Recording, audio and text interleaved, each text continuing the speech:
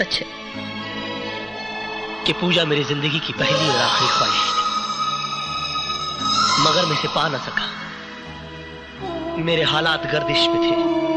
नाम तो सुना ही होगा, लवलेश सोनी सरोज, जख्मी दिल, जिला फतेहपुर। कम नसीब था, चाह कर भी पा न सका।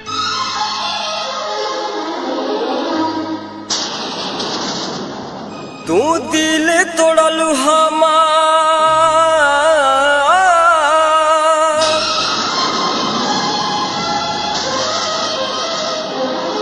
तू दिल तोड़लू हमार, तोहरो केहू तोड़ी, तू साथ छोड़लू हमार, तोहरो केहू छोड़ी। Recording R series recording studio Brauli. तू दिल तोड़लू हमार, तोहरो केहू तोड़ी, तू साथ छोड़लू हमार, तोहरो केहू छोड़ी, तू साथ छोड़लू हमार, तोहरो केहू छोड़ी। बेवफा बड़ू बेवफा, बेवफा तू बड़ू बेवफा। वो मुझे याद नहीं आई मास्टर, नजर आ गई। उसके आज के दीदार ने मेरे कल के जख्मों को हरा कर दिया। मैं दर्द से तड़प उठा हूँ मास्टर। टूट कर प्यार किया था मैंने उससे। नहीं केपी, लेकिन अब वो किसी और की हो चुकी है। वो किसी और की हो सकती है, लेकिन मैंने तो किसी और को नहीं अपनाया, उसने किसी और का हाथ थाम लिया।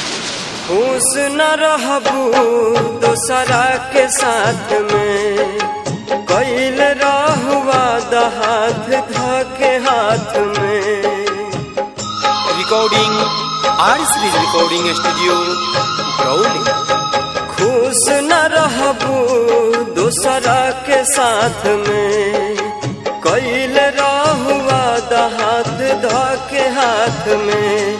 तू बाड़ू बेरहम पहचान गईली हम, पहले रहे खुशी अब बाटे संगे गम।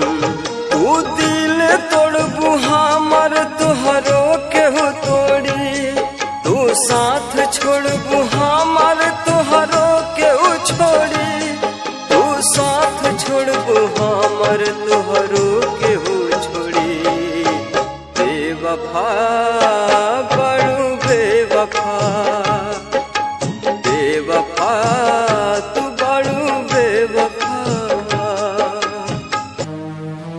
यहाँ पर प्यार मोहब्बत तो एक बार लोग खुल के कर लेते हैं, मगर शादी ब्याह बड़ा सोच समझ के किया जाता है।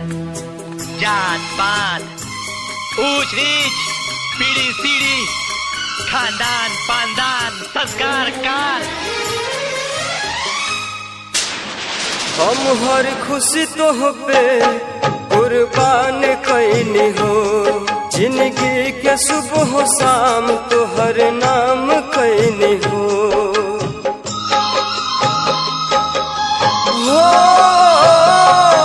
हम हर खुशी तो पे कुर्बान कैनी हो, जिंदगी के सुबह शाम तो हर नाम कैनी हो।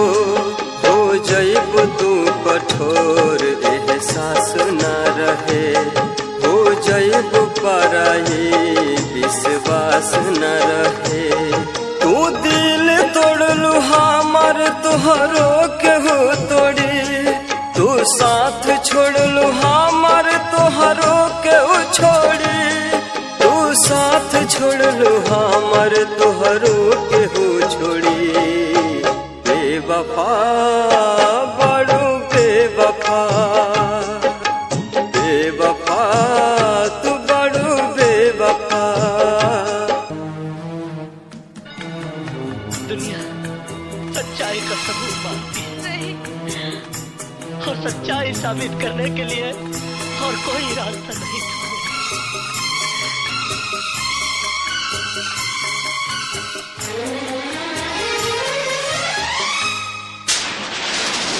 भूल कैसे गईलू नदिया के वो पानी, याद नाही कैलू बीतल उ कहानी।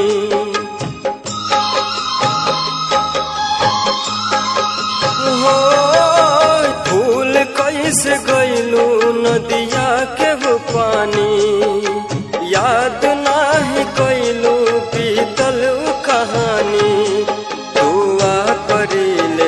से केहू प्यार ना करे।